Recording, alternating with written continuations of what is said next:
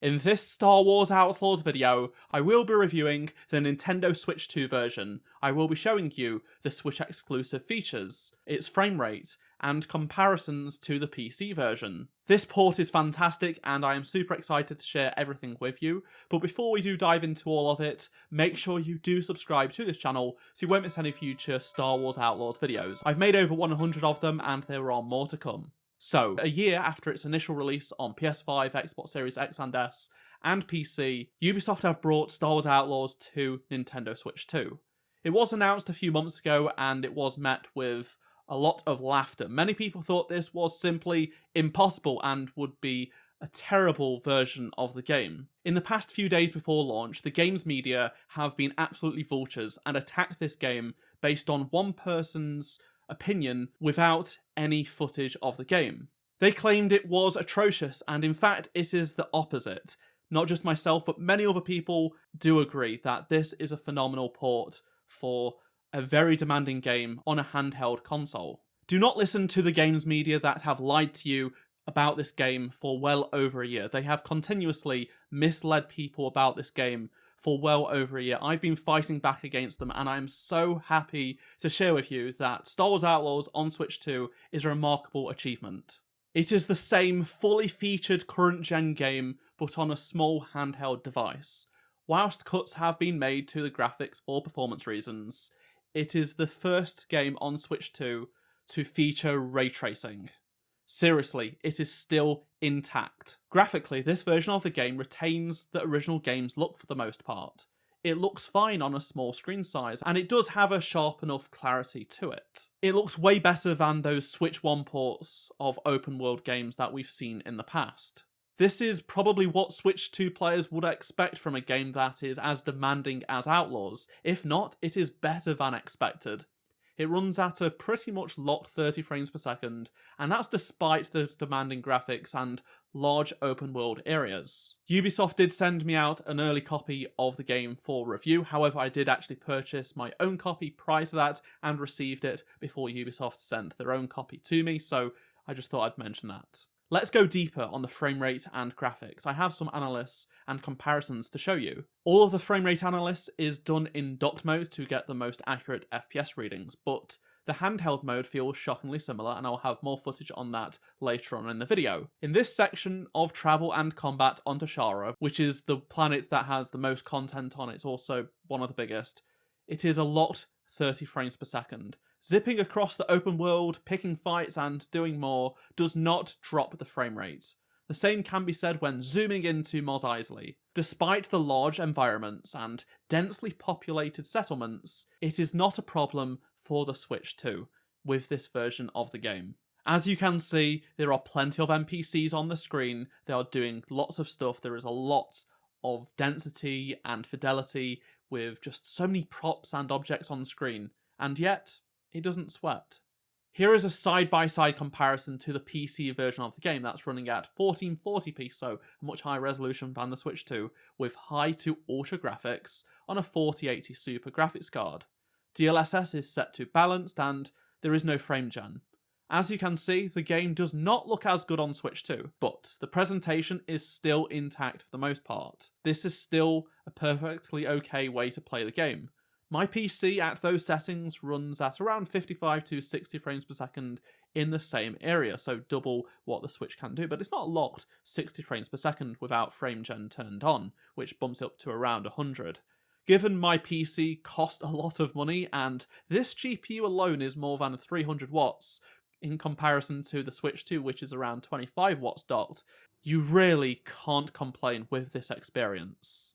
I visited all the planets in the game and lots of different locations and tried to put it through its paces, and the only time I actually found frame drops was during this part of Miragana, which has been a stress test spot since the game's launch on all platforms. I can't speak for the entire game, obviously, because I can't put in another 40 to 50 hours into it, so your mileage may vary, but still, this is still pretty good. Despite the frame rate drops in that area of Miragana, I did notice that repeating this test multiple times actually saw it go not as low as before, and the drop frames also lasted for less of a time as well, so you may see some improvement over time. In terms of the cuts made to the game graphically, Texture quality, reflections, LODs, lighting and shadows have all taken a hit as you'd expect, but the texture quality is actually pretty good, and especially at this screen size and resolution. Even the models are fine as well, in close quarters proximity, so yeah, it looks good here.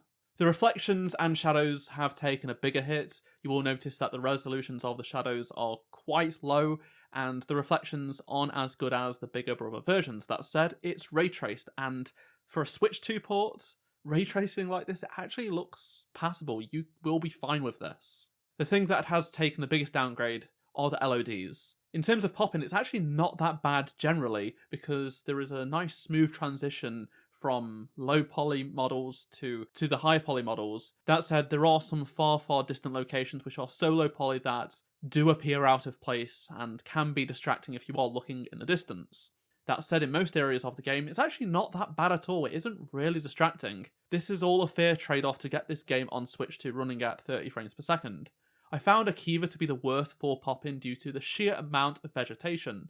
They've not really removed much to take away from the location's character. The pop-in on Akiva was way more distracting, but it's not like that on any of the other planets, really. Traversing across Dashara and Mos Eisley was fine, and that's on a speeder going at very fast speeds when the streaming may be difficult, but it's actually handling it pretty well. I also observed that the ray trace lighting can take a few seconds to load in properly when loading into a save or a new area, which is distracting, but it does resolve itself after a few seconds. You will also come across some artifacting that will become distracting, especially things such as the Trailblazers engines, which are front and centre of the screen. You can see right here that, yeah, it just breaks down quite a bit, and you will just see artifacting here and there, both in close and far distances. As for handheld mode, here is some extended footage of the game running in handheld mode. It was very difficult for me to record it at the same time as playing, but you can see that the game runs effectively as it does in docked mode, despite a lot less TDP. I think this is a massive deal considering most people will be playing this game in handheld mode, so this is the most important aspect, in my opinion, that it runs well in handheld mode. Frame rates doesn't feel almost any different whatsoever from docked mode, and it looks pretty much the same. I can't really tell too much of a difference from my limited time playing both versions and capturing footage for both, so if you're playing handheld, you're going to have a good experience from what I've experienced so far. Loading times are quite good too, and just show how much improved this Switch 2 is over the previous iteration of the console family, and on top of that, the game as well takes advantage of it. Plus, they did a lot of great work on the previous versions of Outlaws to really keep those loading times down. I actually have a few comparisons with timers, such as booting up the game, as well as fast travel and landing your ship onto a planet, to really show just how it compares to running the game on a 4th gen NVMe drive on my PC. As you can see, the Switch 2 version takes around 10 seconds longer to load up the game to the main menu compared to a high-end PC, so it's only around 25% slower. This should be commended. Loading into a save from the main menu now, and it takes around 10 seconds longer than the PC version, which is a shame, but these loading times can vary a little bit depending what is being loaded. You'll be waiting a little under 20 seconds on Switch 2, which is more than double what the PC version does. That said, it's fine. This is far quicker than Switch 1 or even PS4 and Xbox One loading times. Meanwhile, fast travel, so you're already in the game, you're already in a game save, and you pick a region to fast travel to, it can be done in just a matter of seconds. It took just 9 seconds to fast travel between this point here. 9 seconds is really not a big deal. As for landing and taking off, it takes around 1 minute and 15 seconds to go from selecting landing and watching the whole process complete from start to end, and then, of course, landing at the destination. This is around 10 seconds longer than it is on PC. So, really not that much of a big difference. Given that it does take over a minute, you can actually choose to skip part of the landing and taking off sequences to save a fair bit of time though. You can do this on the previous console versions as well. However, I know a lot of people want immersion and choose not to skip on the other versions of the game, so if you want to stick out this process and really enjoy the immersion, then it's going to take over a minute, but it will take less if you do decide to skip it. You'll find the Switch version will have Kay pressing more buttons in sort of a cutscene sense for a few seconds before you take off. I assume this is likely a feature to mask some of the loading time taking a little bit longer, and you also spend more time in the atmosphere and the clouds on Switch during the descent as things load in. So the game has launched as version 1.0.3. This is with the day one patch installed, that's what it is. And it comes in at just around 20 gigabytes, so not big at all for such a humongous game with tons of content. Upon booting the game up for the first time, you'll be asked to sign into your Ubisoft account or create one if you haven't already. This is obviously a bit annoying for people. I know people won't enjoy this. That said, it does mean you will be able to do things like cross-saving, which I'll show you right now. Once you are in the main menu, you can start a new game if you haven't played the game before.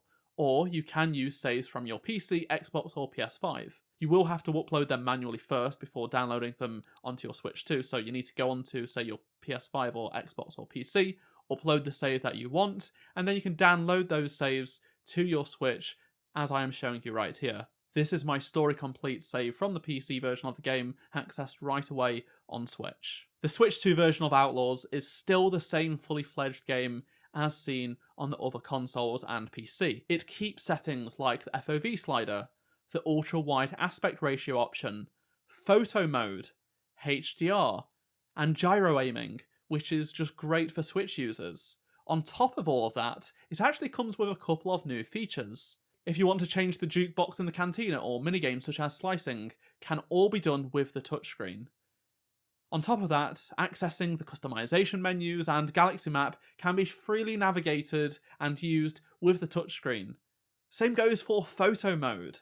I'm not sure how used this will be by the Switch audience, but hey, it's still something that's unique to this version of the game and is a nice touch. You can do the slicing minigame a lot quicker with the touchscreen, so maybe Switch players will find it to be somewhat important to how they play the game. There is no Joy-Con mouse support in this version, so you won't be using it to aim, but like I said, it does have gyro support. Speaking of settings, you can also find a brand new handheld accessibility preset exclusive to the Switch version. It is enabled by default, and it adjusts things like text and icon size to be more legible on the smaller screen. It will only be active when not connected to a dock, meaning it will change and adapt to however you play the game. It's plug and play and it will change on the fly. That's a nice touch. Here is a look at the controls, which are basically the same as the other consoles' controller schemes. You also have all of the same settings, all that wealth of customization and accessibility that the Star Wars Outlaws team built for this game. It's actually one of the first games to have a bunch of new accessibility features no game has yet, which is very, very nice. All of this is included in the Switch 2 version of the game, so more people can play this than ever before. Another small addition in this version I just wanted to call out is that in the credits there is a 4th credit section for everyone that helped make this Switch 2 version possible. Something I do think is worth calling out and giving a little bit of praise to is that despite this game being a game keycard for the physical version of the game, all of the DLC, so the Season Pass, is on the cart and is not a code. So this means if you purchase the game second-hand or want to sell the game yourself, all of the DLC will be included and is not a single time use. It just transfers in the card. Given the only Switch 2 version of Outlaws available is the Gold Edition, this includes the Season Pass with the 2 story DLC packs and cosmetics. So all of that is included in the game keycard and the digital version of the game. And of course you can just transfer this version of the game to anyone you want and they can still access the DLC. There is a pre-order bonus for this game, or what is now being called an early adopter bonus for this game, included for all users who play the game before November 3rd. These are the Castle Runner cosmetics that were a pre-order bonus for the original release last year. This game on Switch is also cheaper as a game keycard than the digital version. You can find it for less than £45 or $50 already. For a game that has plenty of fun content in the base game, plus the DLC, which is extra hours of great content, this is a really nice package. My main issue with this release though is the fact it is a game keycard and the game is small enough to fit on a single Switch cartridge. This is so disappointing.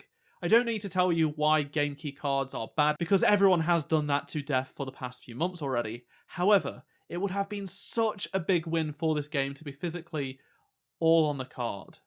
Especially so given that it can easily fit on one a few times over compared to other games. The technological achievement in this port deserves all the support it can get. The only real downside is the fact that, yes, it is not a true physical version. Ubisoft, you shot yourself in the foot here. You really should just have gone all out, and it would have done even better. More people would have been open to purchasing it because it's a great port, and it would have been all on the cart. That said, it's cool that the DLC is still included on the cart, and it's not a single-use code, so there is something to be said there, but I still wish the entire game was just physically on the cart, because it would just have been a much bigger win for this game. And yeah, it fits. It deserves to be bought because it's a well-done port. So all in all, this is not the optimal way. All in all, this is absolutely not the optimal way to play the game. Obviously, everyone knows this will be the worst way to play Star Wars Outlaws. Running it with all the incredible graphics settings turned up and at a high frame rate on PC is, except there is still a lot of value in the Switch version. You have the touchscreen support, you have the ability to take it and play it anywhere you go in your hands. This is something worth having. Plus, not everyone owns a PS5, Xbox Series X and S, or PC. Those that only have a Switch 2 now have a proper, modern open-world Star Wars game to explore and enjoy for many, many hours. This is a port that the Switch audience deserves, and one that Ubisoft's developers should be praised for. Don't listen to what people have told you about this game for the past year or so. If you are looking for a fun 7-8 out of 10 game with a bunch of content on the go, then this is the game for you. I have over 100 videos covering Star Wars Outlaws since it was announced 2 years ago. I've covered extensively over the past year, and there is a lot of content out there if you do want to check out some guides of mine to get better at the game, and some tips and tricks, things like that. I do have a playlist with all of my Outlaws videos linked down below in the description. Of course, if there are any news updates, I will make videos, so make sure to subscribe for that. Also, if you do want to purchase the game on PC, you can use my creator code as a true at checkout, and that will help support me if you do purchase the game from the Ubisoft store. I'd love to hear your thoughts on anything I've talked about in this video, so please do let me know down in the comment section below. I'd really appreciate it. I love reading all your comments, especially when it comes to Outlaws. Are you going to be picking up the game? Let me know. And if you enjoyed this video, please do drop a like, subscribe so you don't miss any future Star Wars Outlaws videos, and if you do miss any of my previous videos, click on the playlist on the screen right now, and I shall see you in my next video. Goodbye.